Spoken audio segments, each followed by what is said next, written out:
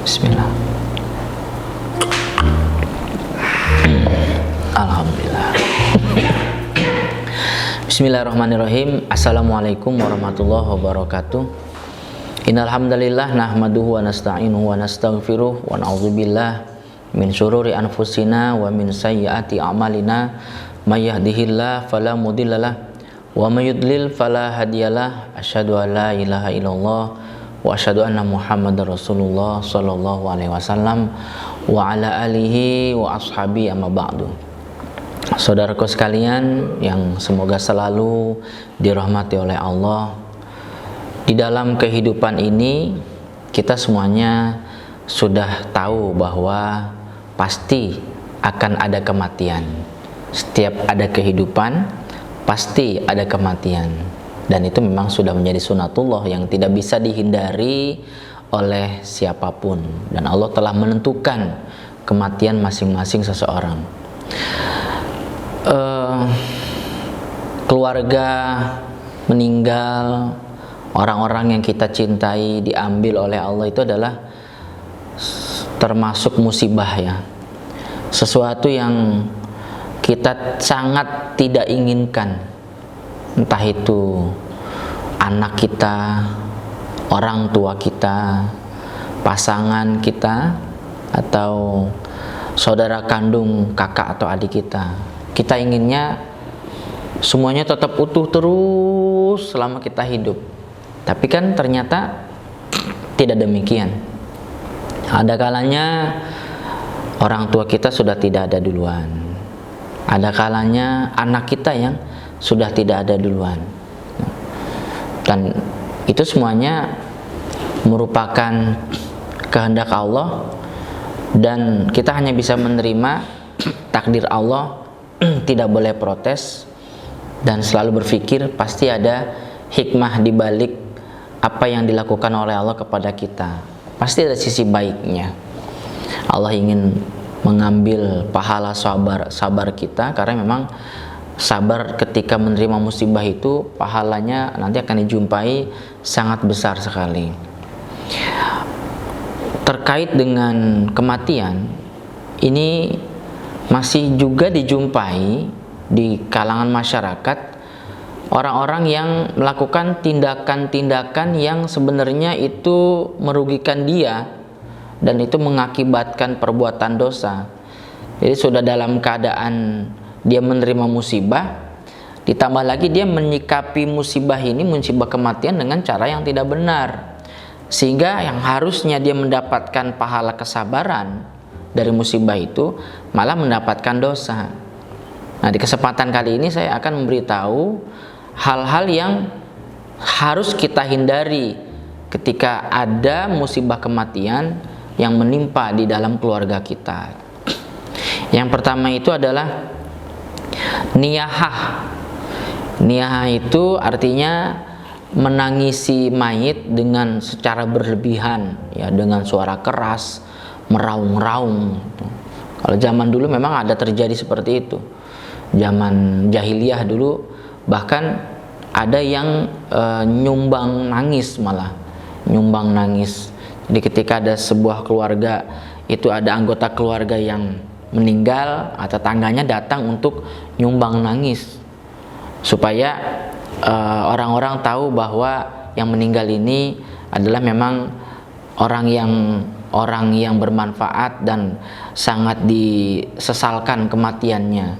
Akhirnya orang-orang banyak yang nyumbang nangis, dan nanti keluarga yang disumbang nangis itu punya hutang menangis. Ketika ada orang-orang yang nyumbang nangis, keluarganya meninggal, dia pun harus membalas dengan nyumbang nangis juga, membayar sumbang tangisnya ke tetangganya ketika ada keluarganya dia yang meninggal, ke tetangganya itu nyumbang nangis. Nah, ini adat jahiliyah. Kalau dalam hadis Muslim itu dijelaskan, Nabi bersabda, "Arbaun fi ummati min amril jahiliyah la yatrukunahunna." Jadi ada 4 hal dari perkara jahiliyah yang sulit ditinggalkan oleh umat saya. Jadi udah Islam, tapi ada 4 perkara jahiliyah yang masih melekat. Yang pertama itu al-fakhru fil ahsab, sombong di dalam keturunan. Sombong di dalam ahsab itu bukan keturunan ya, sombong di dalam jalur ke atas. Jadi dia anaknya siapa, jadi kemuliaan leluhurnya itu, nenek moyangnya itu menjadi kebanggaan. Oh, saya ini keturunan darah biru, saya ini keturunan pejabat, keluarga saya selalu begitu, menyombongkan. Padahal Allah kan tidak pernah melihat itu. Yang Allah lihat itu adalah walakin yanzuru ila qulubikum wa amalikum. Yang Allah lihat itu adalah hati yang tulus karena Allah, kemudian amal. Allah nggak ngelihat wujudnya, Allah nggak ngelihat hartanya, apalagi juga termasuk hasabnya atau nenek moyangnya dia siapa, Allah nggak ngelihat. Yang kedua adalah watoknu fil ansab, mencela keturunan. Jadi karena merasa keturunannya dia baik, ya bagus, kemudian dia mencela nasab atau keturunan orang lain. Nah, ini yang tidak boleh terjadi di dalam kalangan orang Islam, karena itu termasuk perkara jahiliyah. Kemudian yang ketiga adalah wal istisqa binujum, minta hujan kepada bintang. Dan yang keempat adalah wan niyahah, menangisi orang yang mati. Nah, bahkan Nabi juga bersabda, anaihatu iza lam tatub qabla mautiha tuqamu yaumal qiyamah wa 'alaiha sirbalun min qatironin wa dir'un min jarobin. Ini dalam hadis Muslim. Jadi orang yang meratapi mayit, nangis berlebihan, meraung-raung, jika dia belum bertobat sebelum tiba ajalnya, maka nanti dari kiamat dia akan dibangkitkan dengan memakai baju panjang dari cairan aspal, dan dia memakai baju besi yang gatal. Itu siksaannya. Di bajunya itu baju besi panjang, terus diberikan gatal, mau garuk itu nggak bisa.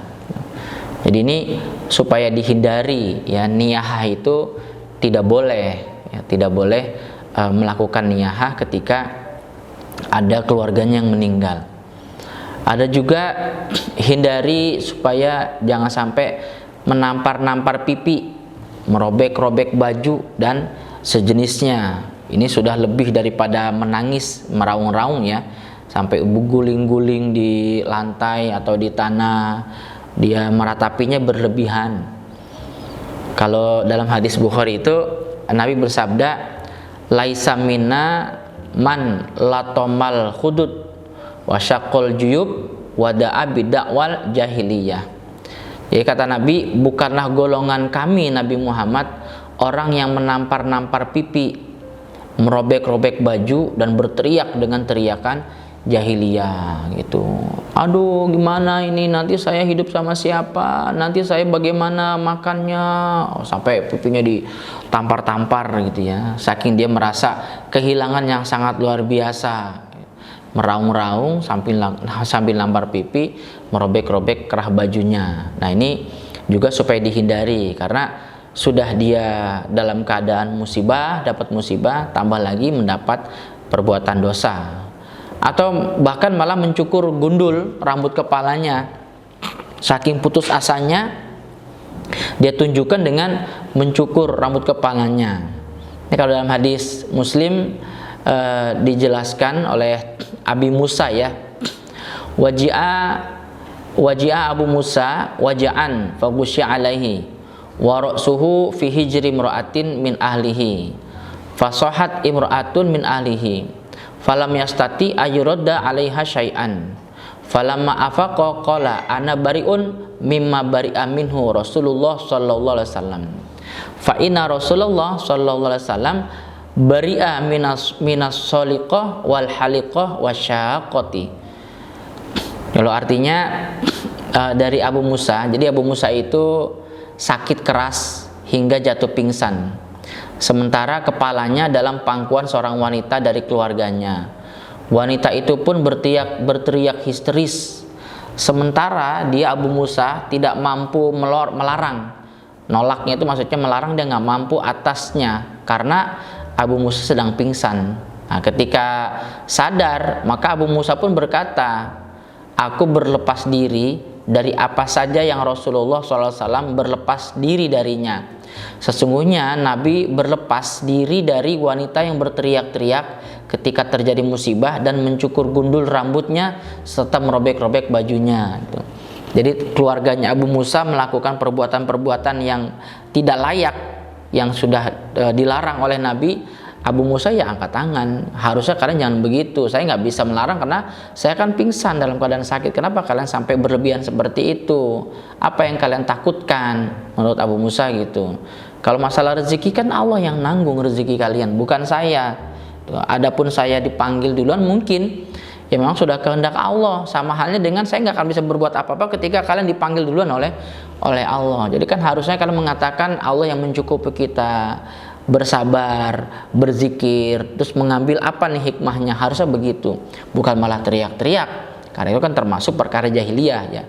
Karena memang orang-orang Islam itu juga pernah merasakan zaman jahiliyah, jadi agak sulit bagi mereka untuk bisa meninggalkan perbuatan-perbuatan jahiliyah yang memang sudah melekat ketika mereka sudah masuk Islam. Ini memang cobaan ya buat orang-orang zaman dulu.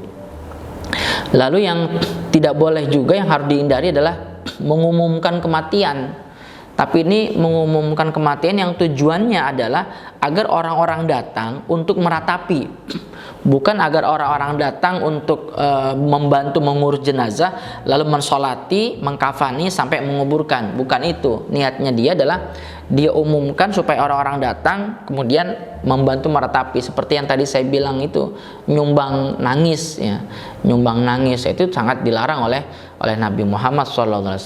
Kalau dalam hadis Tirmizi, an Abdillah radhiyallahu anhu an Nabi sallallahu alaihi wasallam qala iyyakum wan na'ya fa inna na'ya min amali jahiliyah. Qala Abdullah wan na'yu azanun bil mayyit, rawi Tirmizi. Jadi kata Nabi, janganlah kalian mengumumkan kematian seseorang, karena sesungguhnya mengumumkan kematian seseorang itu termasuk perbuatan jahiliyah. Jadi yang dimaksud tidak boleh mengumumkan itu adalah tadi, nah niatnya adalah agar orang-orang datang kemudian membantu meratapinya, menangisi, meraung-raung, apalagi sampai kalau nyumbang nangisnya itu dengan memukul pipi, menyobek kerah baju, sampai guling-guling di pasir. Kalau zaman dulu kan pasir ya, guling-guling di lantai, yaitu tambah senang lagi tuan rumah atau sohibul musibah. Nah demikian saudaraku, beberapa hal yang supaya kita hindari ketika keluarga kita ada yang dipanggil oleh Allah Subhanahu wa taala untuk selama-lamanya berpisah dari alam dunia. Ya, tujuannya adalah agar kita tidak berbuat salah dalam keadaan musibah. Yang musibah itu harusnya meningkatkan derajat kita, karena mendapatkan pahala sabar ini malah menjadikan tambah dosa. Mudah-mudahan bermanfaat. Mohon maaf atas kekurangan. Assalamualaikum warahmatullahi wabarakatuh. Bismillah. Alhamdulillah.